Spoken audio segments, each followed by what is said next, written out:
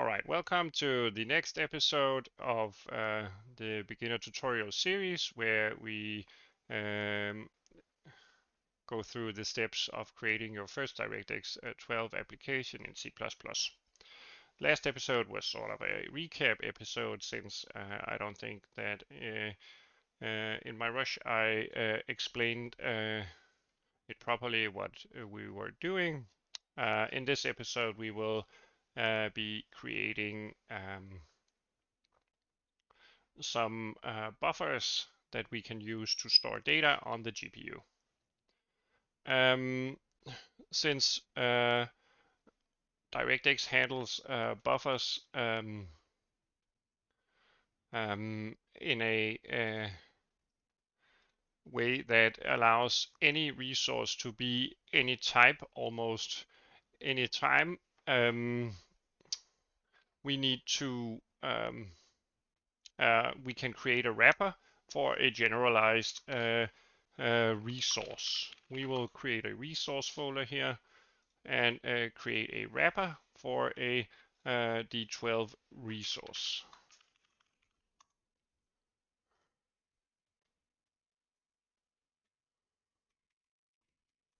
We will of course create a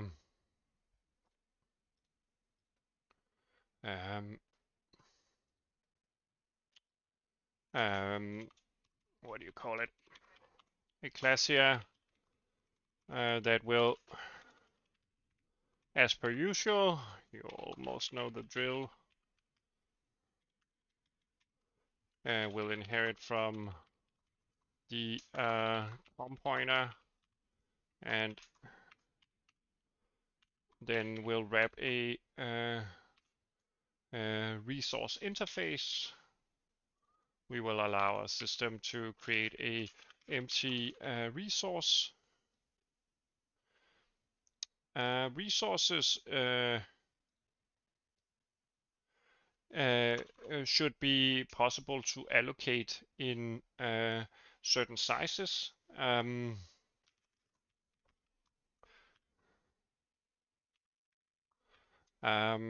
It will always require a device.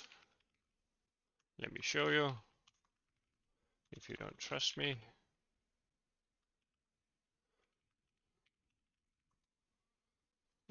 Whoops. And as you can see here, it's not only called create resource, it's called create committed resource. It creates both a resource and an implicit heap, such that the heap is big enough to contain the entire resource and the resource is mapped to the heap. This means that this method here creates a heap allocation on the GPU, which the resource will reside in. You can do more interesting things with the memory management of DirectX 12. You can create placed resources, which requires that you predefine a certain heap and a certain alignment in terms of the resource. You could also do virtual resources. I think they are called reserved resources. Yeah, reserved and placed. So you could basically do different stuff. For ease of use, we will be creating the committed resource method. Heap management is probably a bit more of an advanced programmer topic. It's basically like any memory allocator. So if you know how to write a memory allocator from scratch, in terms of CPU memory, you will have no trouble implementing something like your own heap system in terms of the GPU.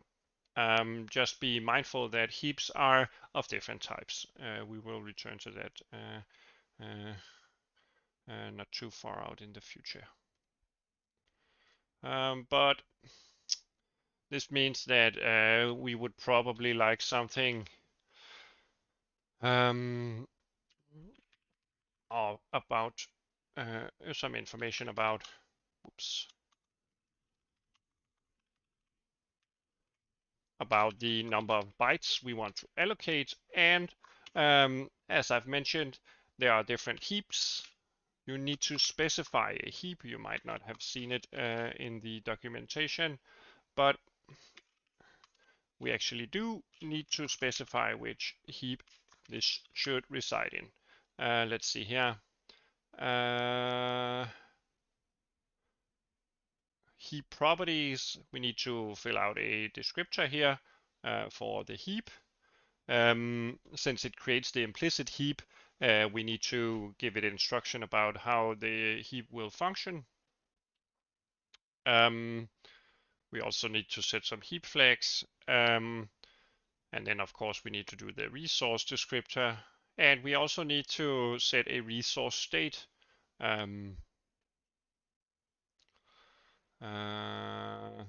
When you create a resource together on a resource heap, upload heap, we need to set it to this state.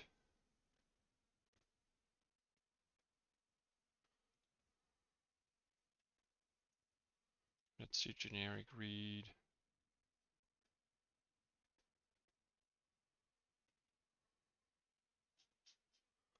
Doesn't say anything about that. Generic read.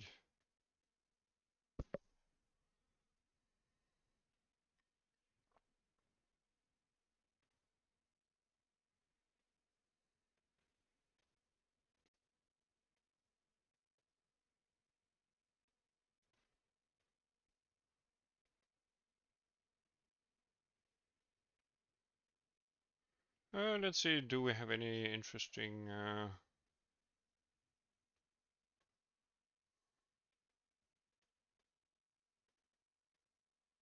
states here? No,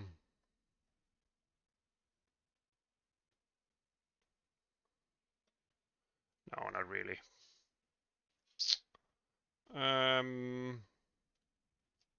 Well, I guess there are a lot of different interesting types, but anyway.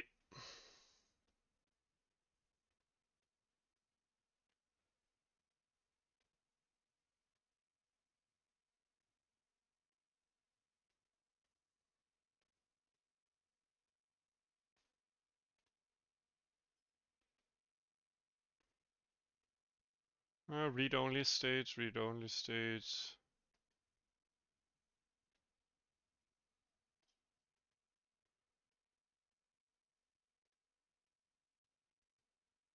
Write-only states, read-only. Yeah, well,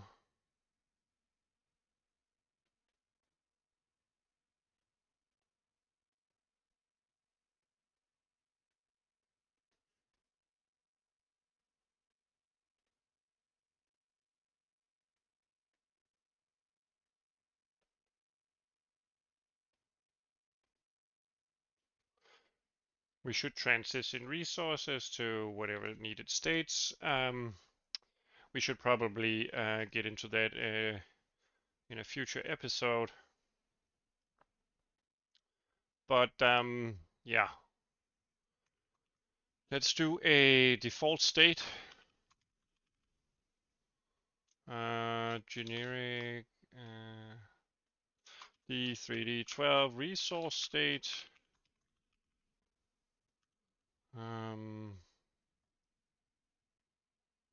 Yeah, we want to be able to specify the default state, or rather initial state here, since whenever we allocate a buffer, we need to specify that, since it depends on the heap type as well. We could do interpretation for it, but maybe we want to initialize something in a different state. As you can see, the upload heap needs a specific type, and the readback heap needs a specific type, but other than that, we are probably free to do whatever we want. And I say probably because I am not 100% certain, but anyway, we will set up an initializer method here. And I forgot the namespace, which means I'm on the verge to go insane here.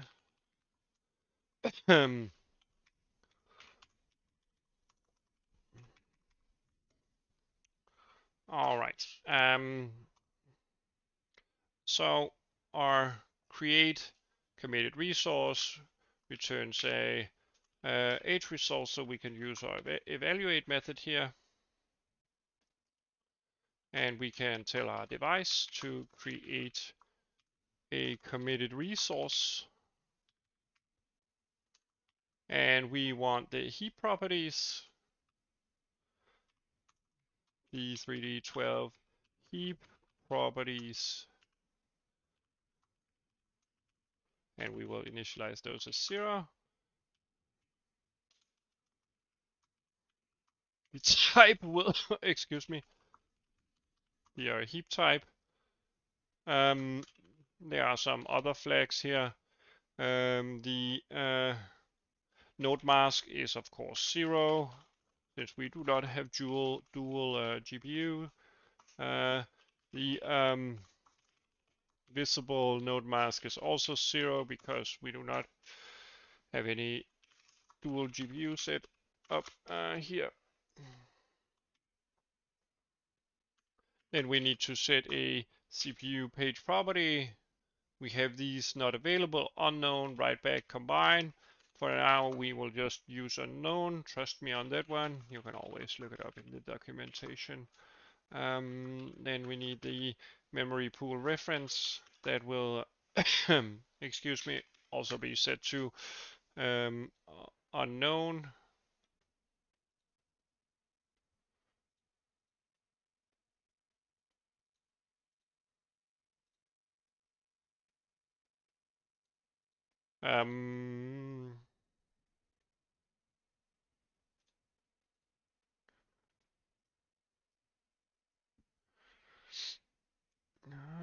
Let's see.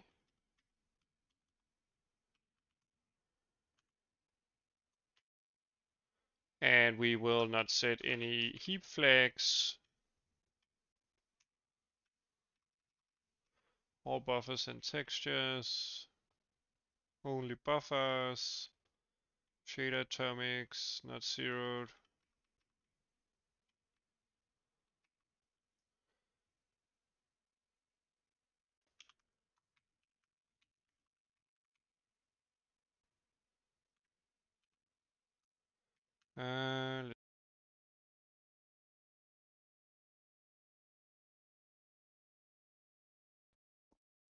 Heap flag none. Next, we need to create a resource description. As you can see here, we will create a resource description.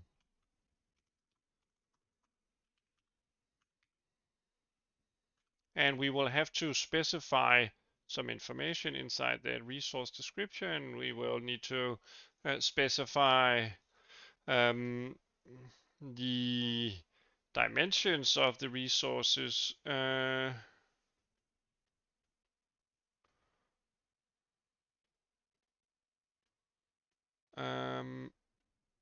We need to specify an alignment on the heap, a width and a height, and depth or array size, meaning for 3D resources we have array sizes.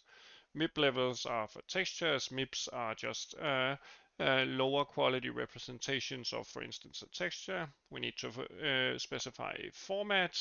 We need to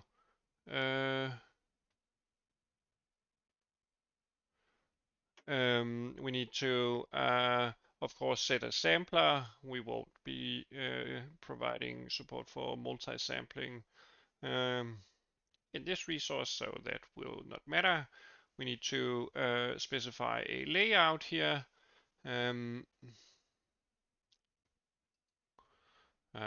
For a buffer, that's usually, as far as I remember, a row major. All right, so we need to create the description here. We need to specify the dimension. We have these possibilities. We will create a buffer.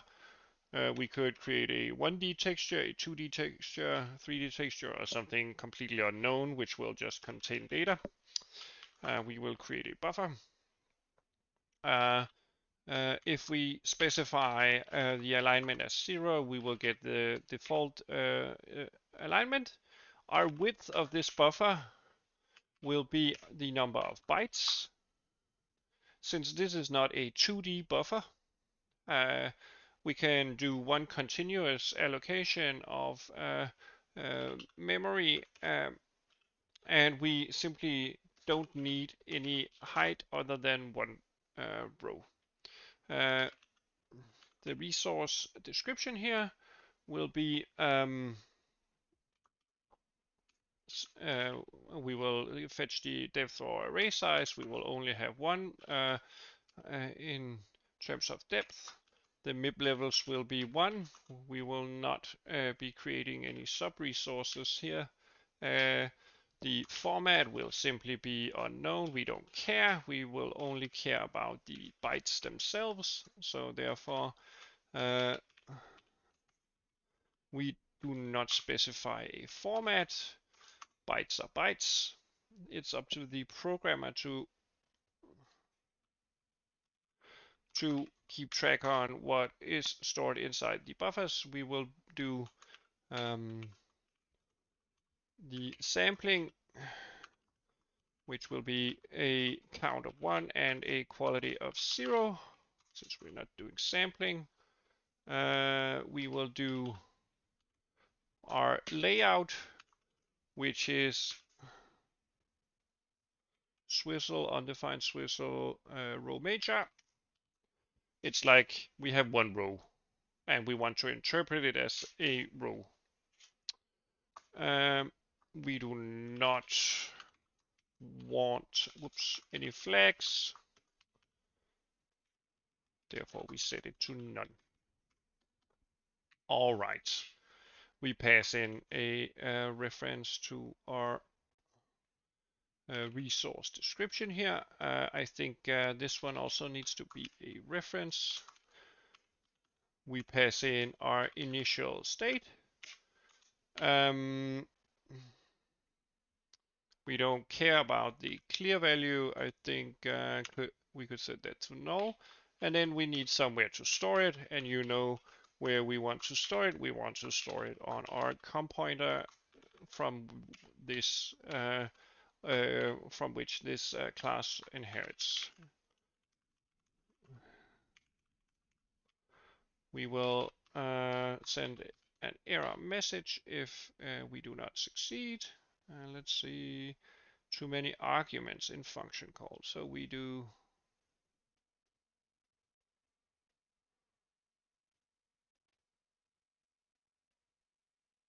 let's see, this one. Oh, should end here. There we go.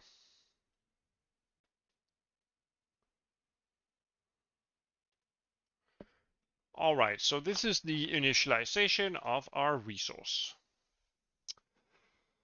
Since we would like to be able to allocate a resource of a certain size, we will do some helpers here.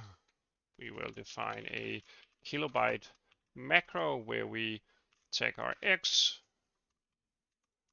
and we parenthesize our x so we can do an expression, and we multiply it by 1024.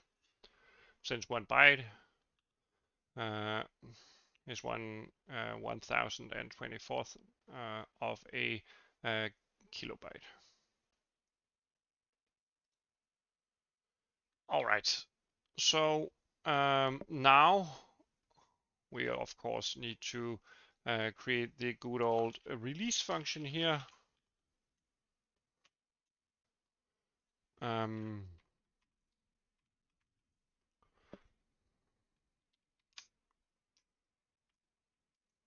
Excuse me, just a second. And that will, of course, check if we have a pointer here. We will call reset. And we will also create a destructor, since when this goes out of scope, we would like for it to automatically call the release function.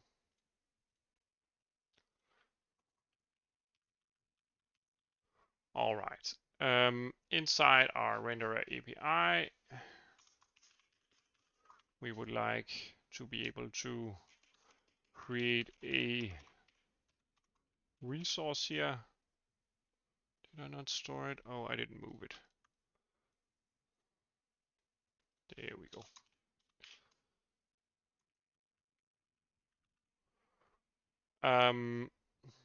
We want to store, yeah, let's say that we want a so-called dynamic vertex buffer. And I'll get back to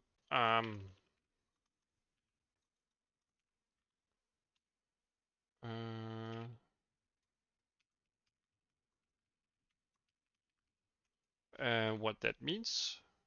Whoops. D12 resource. Can't I spell it correctly? Why not? Let me see here. Resource. I probably didn't spell it correctly. Anyway, we create our resource here. And the reason why I call it dynamic is because we will create it on the upload heap. And the reason why we will create it on the upload heap and not the default heap is because, let's see, kilobytes, 16 kilobytes here.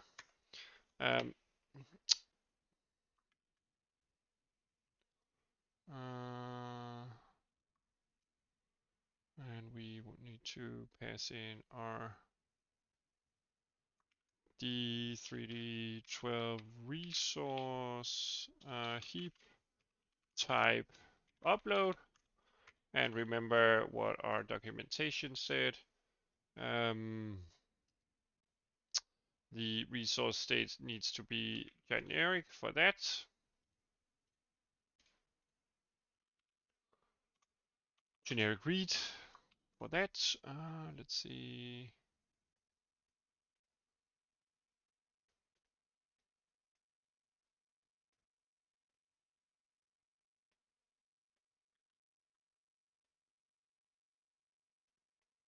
Too few arguments. I'm not sure that that is true.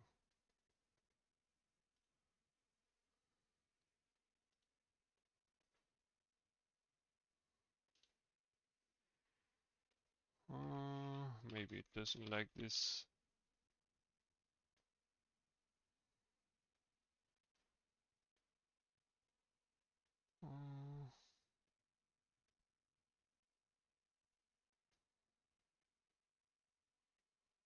I have included the helper inside my PCH here. Huh? Let's do like this.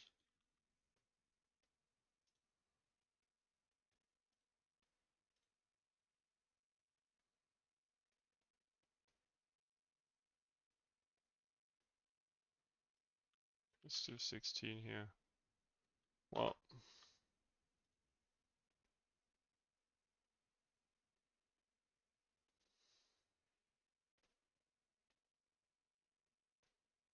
too few arguments in function call. Now that is weird. Why does the macro not want to accept that? Whoops. I added a semicolon. That's a bad habit. Anyway, and we can of course parenthesize this in case we want to do an expression instead.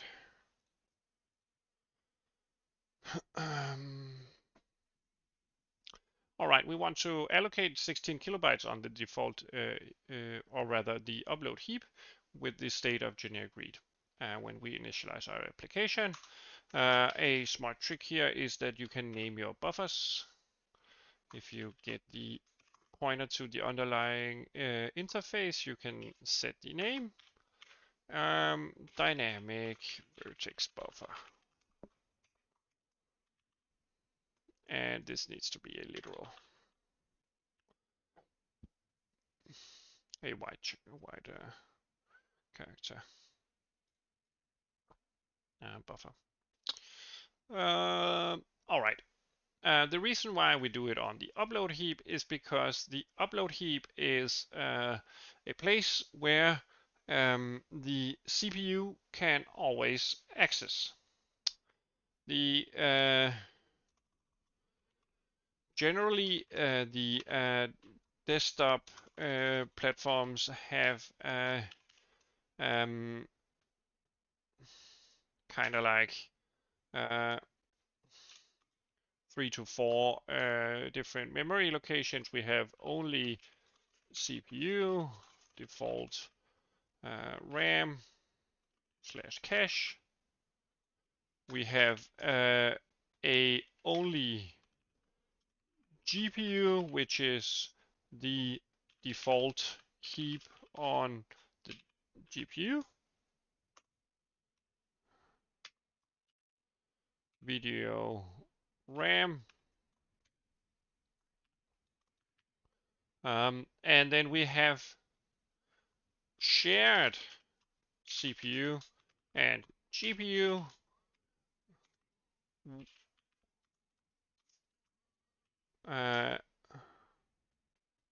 with read write for all. It's still stored on the GPU. Then you have the readback memory, which is primarily on the GPU with read from the CPU.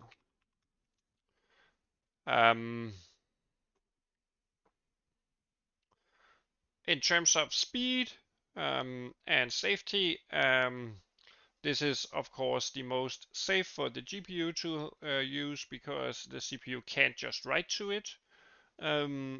The CPU can only create it through the DirectX API. But you need to upload the information to this kind of heap here.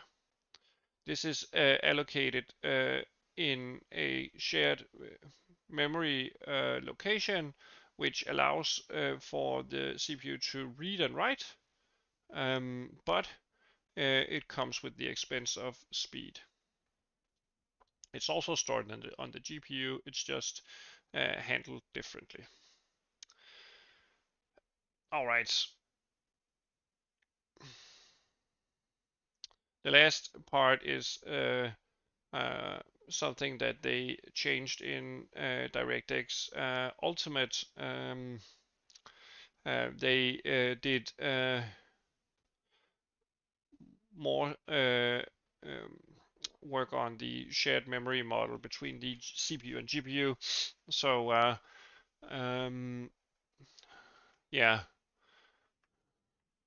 I can't actually recall what they did of changes. Did to the changes. Let's see. The readback type heap here is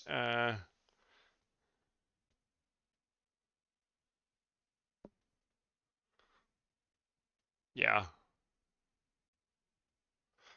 As you can see here, the default heap gives the most bandwidth for the GPU, but it cannot provide the CPU access. This is a heap used for uploading. The CPU has access optimized for uploading to the GPU, but doesn't get the maximum bandwidth for the GPU. It's best for CPU write once, GPU read data once.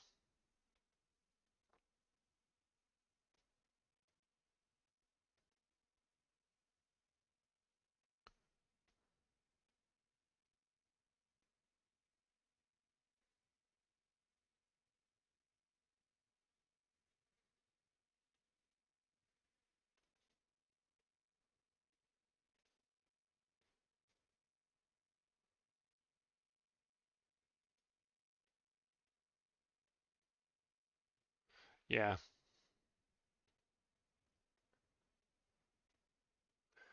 And you need to monitor whether it's faster to copy the data to a default heap from the upload heap versus reading the data itself from the upload heap. We cannot change the resource state.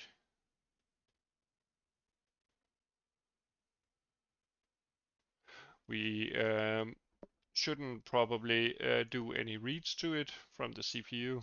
Therefore, you shouldn't use it for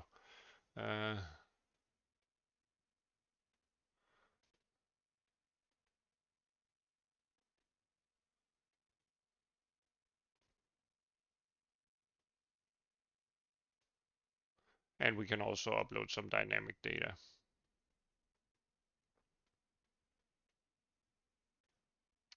So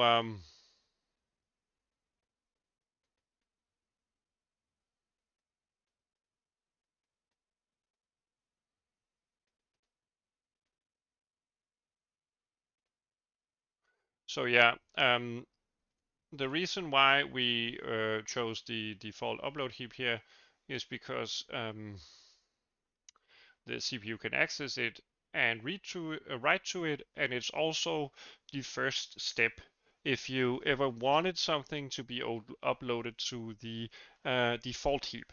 You would have to create a resource on the upload heap and then also a resource uh, on the default heap, and then you would use your CPU to upload the data to the upload heap, and then tell the GPU through the command lists or a separate command queue with the copy type that you wanted this data transferred to the default heap. So that's why we create this resource first.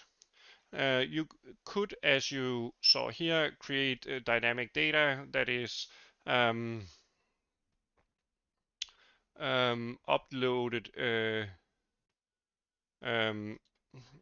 fairly dynamically and read by every pixel or vertex. In terms of a constant buffer.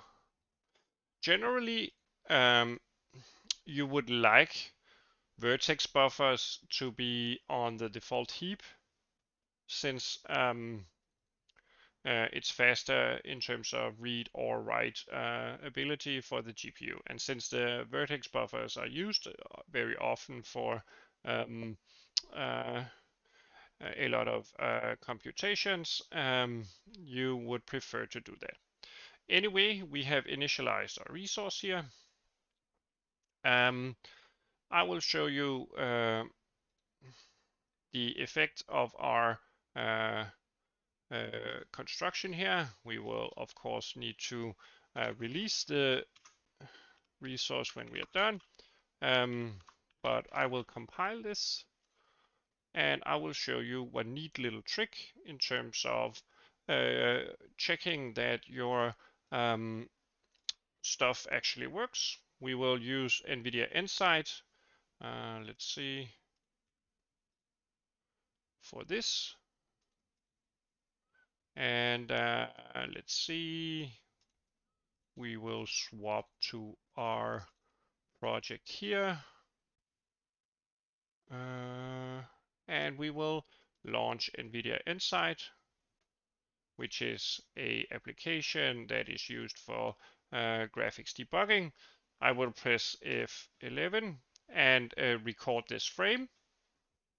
We will get a lot of different information here that is probably a bit overwhelming, but we can enter our frame debugger here and access our resources.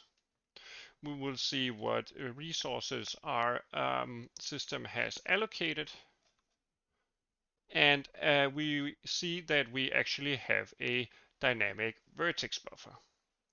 So our system created the buffer. We have a size of 16 kilobytes, which was approximately what we asked for. I think the minimum alignment is somewhere around 16 kilobytes, so that's probably why it's 16.4. But yeah, we created our buffer, and now we can look at the contents of our buffer. But how do we know how to actually store data in our buffer? Well, I'll show you. I'll also show you shortly in RenderDoc, just in case you use that. You select your application here, and you enable that you want to reference all resources here, and you launch your application, and you press F12 here. In NVIDIA, it was F11. And you can see here in our list, maybe it's too small for you to read, we also have the resource here. We can push the button read contents, and we can also access our buffer. Nothing is uploaded yet, but we will fix that immediately. All right.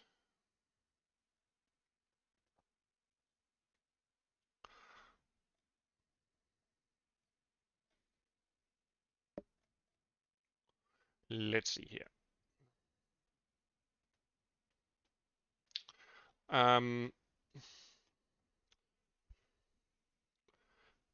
We want some information in terms of our renderer here. We want a header file that is used to define some types, render data types, let's call it that, and we will namespace the engine here. And then we also want to sub namespace this because we might have overlapping types. We will create a struct. Oh, and I forgot.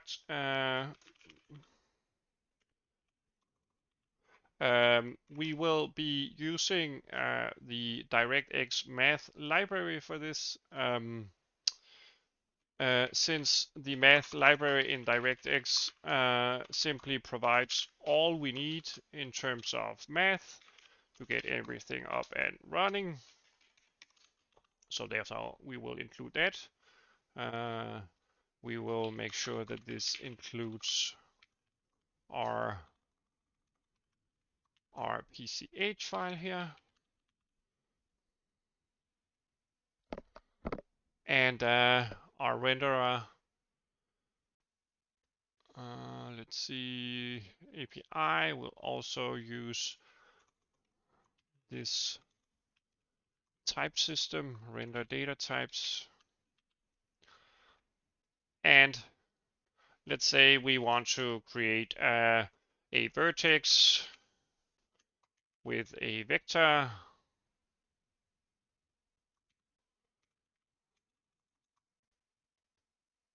Let's see, can we find a vector type? XM color, XM float, 3x3, XM vector. I know that is intrinsic types. Okay, so we will do the XM float 3, where we give it a position, which will be initialized as 0.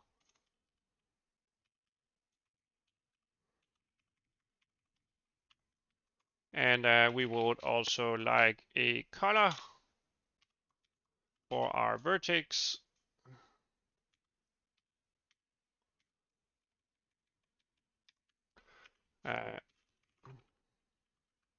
we would like for it to be green.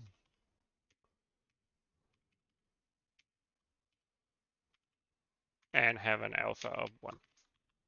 Okay, so now in our render namespace, we have a certain data type that is a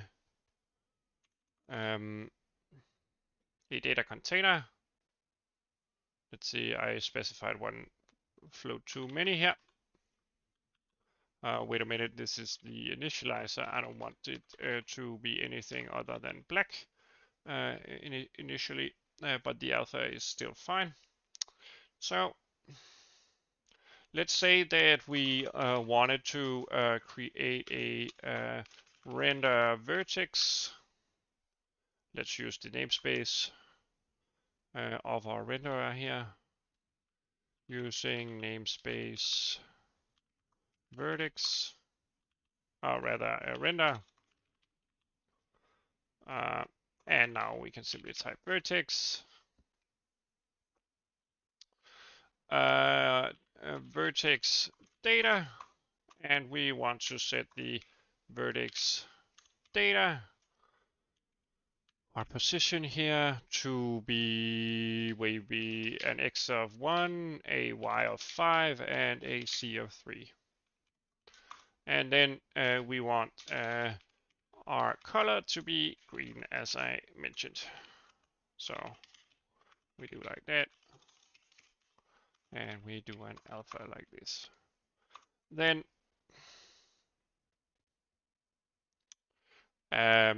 we have this data available. We would like to store it as the first vertex of our buffer. So the resources, the original interface of DirectX actually has a function called map. The map function takes whatever sub-resource we want to map. It takes the range. I think 0 is usually the entire range, and it wants a pointer to store the data in. Let's call this destination, which will be a null pointer initially, and we will reference the destination here during our map function. Now we have mapped this address on the CPU to whatever address this has on the shared memory between the CPU and GPU. Now this pointer points to the start of this resource, therefore we can do a memcopy, and we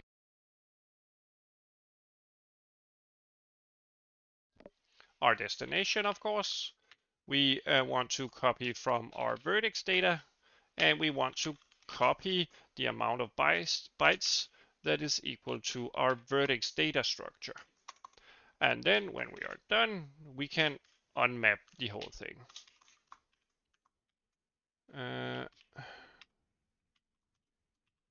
There we go. So if everything was done correctly, we can now use our debugging utilities to check if we actually uploaded anything to our buffer. Remember, the CPU can access the upload heap, so everything should be fine. We will use renderdoc this time because it's not a specific graphics vendor, and people probably like this one. I need to get used to it. Anyway, hello, welcome.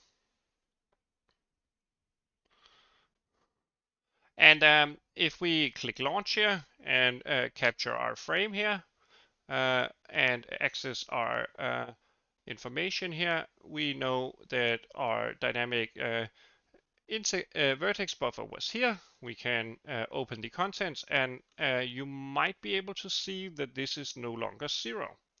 We can create an object layout down here by specifying, well, the first component is a float 3, the second component is a float 4, and we want to apply that.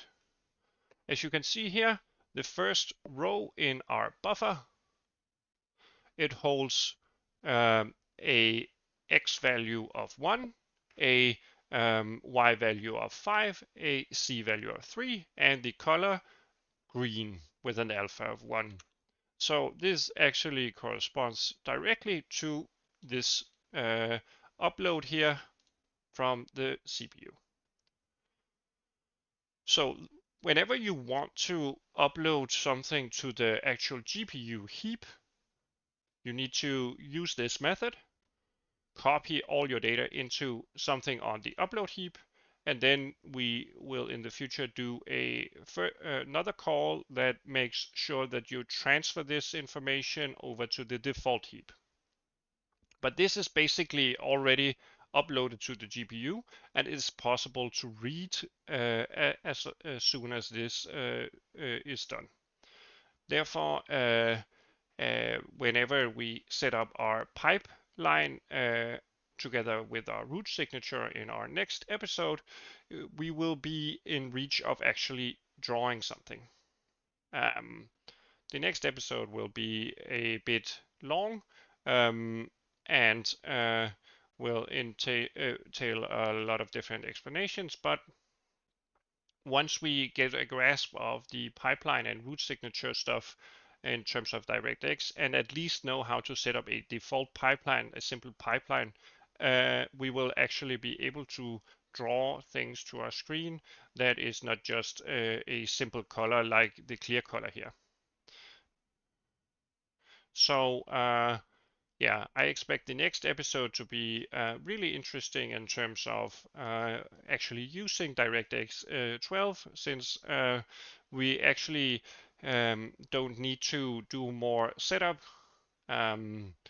If we want to do something more advanced, like render something in 3D, of course we have to do further setup, but it's not that much in terms of, excuse me, in terms of getting started with doing 3D drawing.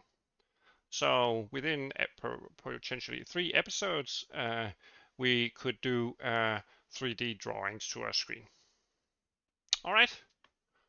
I do not have any more time for today. So this is what I was able to do in this time span. I will be answering questions if there are any.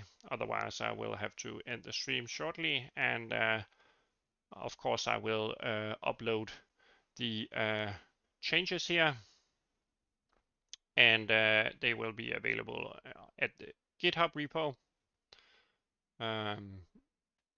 shortly thereafter.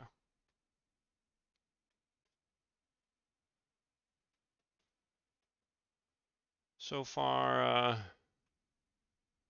there was an question in regards to OBS, but yeah, I'll answer Karim somewhere else.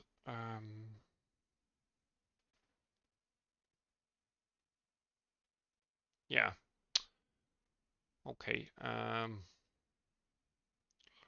Well, hopefully you found it helpful, entertaining, or maybe just inspirational.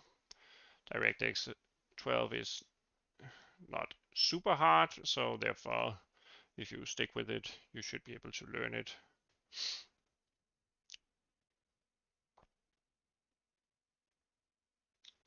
And if you want to learn Vulkan or something more like DirectX 12, it will be a great stepping stone. All right, if you found it helpful, inspirational, entertaining, or something else entirely, maybe just a little bit worth your time, well, then leave a comment, like, or subscription. You can always watch the video archive, and you're welcome during my streams in terms of when I do my own project in terms of game development. If you have any hopes that this tutorial series does any particular subject in the future, let me know that you have interest for it. I will consider accommodating your wishes if there are enough viewers that actually want some tutorial-like contents about a certain topic. All right. Thanks for tuning in. Stay strong, stay passionate, and take care. I love you all, and thanks for the 100 subs that we achieved today.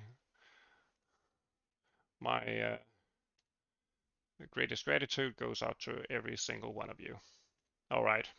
Much love. Peace out.